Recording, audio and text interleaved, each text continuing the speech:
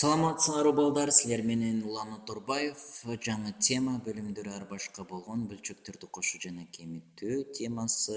Эгерде бөлүмдөрү ар башка болуп калса, эмне кылабыз?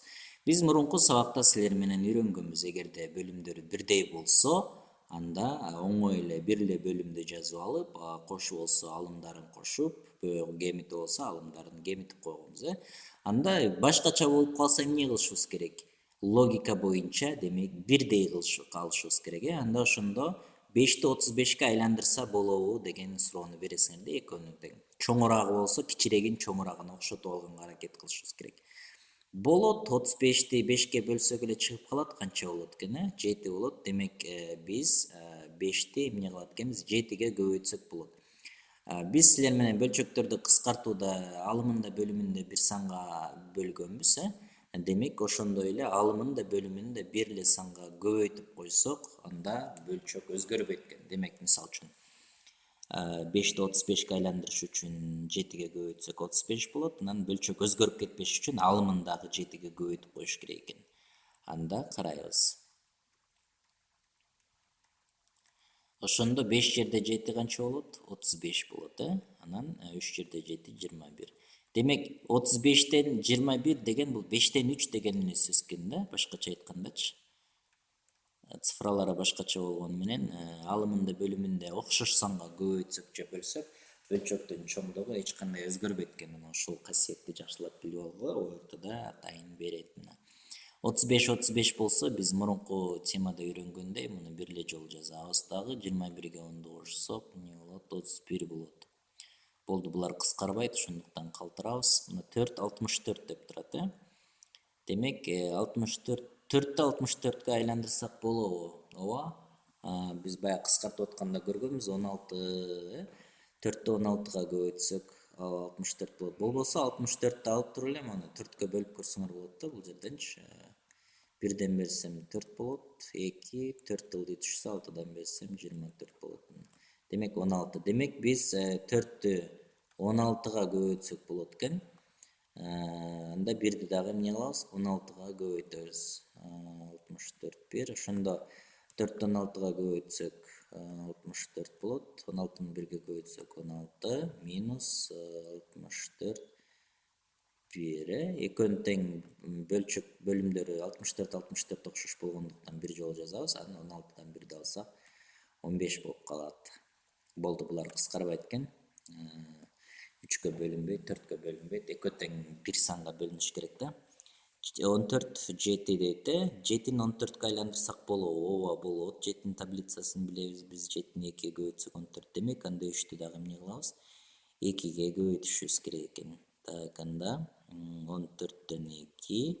Экөөнү тең эми 7-ни 2ге көбөйтсөк эмне болот? 14 болот. 3-тү 2ге көбөйтсөк 6 болот. Минус 14 2. 14 14 болсо, бир жолу жазабыз дагы. 6дан 2-ни алсак 4 болот. Бул экөө тең жүп сан болгон үчүн 2ге бөлүнөт. Демек 4-тү 2ге бөлсөк 2, 14-тү 2ге бөлсөк 7 болот. Демек 7ден 2 болот экен, Так. Так, улантабыз.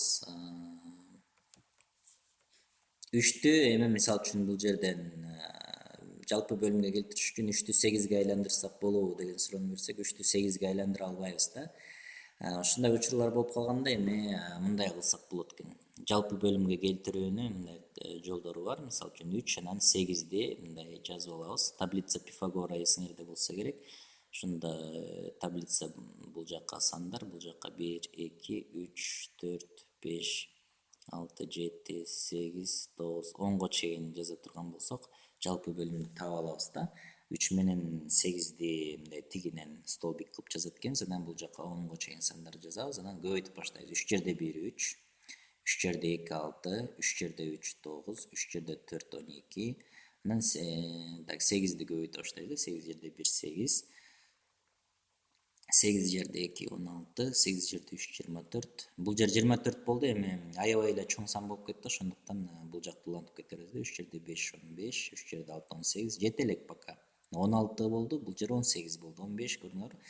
туура келбей атат. 3 жерде 7 21, 3 жерде 8 24. Демек мына 24, бул жерде да 24 болду. Эки окшош болду. Демек жалпы бөлүм канча болот экен? 24 болот экен. Анда 3'tү канчага көбөйтүшүбүз керек экен? 8ге көбөйтсөк 24 болот. Демек биз жазабыз 3 көбөйтүү 8 деп. Анан 2'ни дагы демек биз 8ге көбөйтүшүбүз керек. Андан кийин 8'ди канчага көбөйтүшүбүз керек экен? 3'кө көбөйтүшүбүз керек экен. Анда 5'ти дагы 3'кө көбөйтөбүз. Ошондо 3 жерде 8 24, 2 жерде 8 16 плюс 8 жерде 3 24, 5 жерде 3 15. 24 24 бир жолу жазылат дагы 15ге 16-ны кошсок 31 болот. 31. 24'төн 31. Эми ушул боюнча калтырбайбыз, 24'төн 31. Бул боюнча калтырбай биз эмне кылабыз? 31'ди 24'кө бөлүп туруп анан жазып коюшубуз керек да.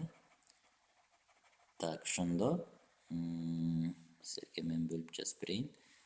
31'ди 24'кө бөлсөк 1ден беребиз, ошондо 24 болот. Ошондо 11'ден бул 7, 1 бүтүн 24'төн 7 болот экен. Муну дагы жазганды билебиз, силер менен мурунку сабактарда үйрөнгөнбүз. Эми бөлчөктөр бүтүн саны бар болуп калса кандай кылышыбыз керек? Эки жолу бар балдар. Биринчи буруш бөлчөккө айландырып чыгарсак болот. Демек мен мисалы үчүн жазам. 2 жерде 1 2, 1 кошсом 3 болот.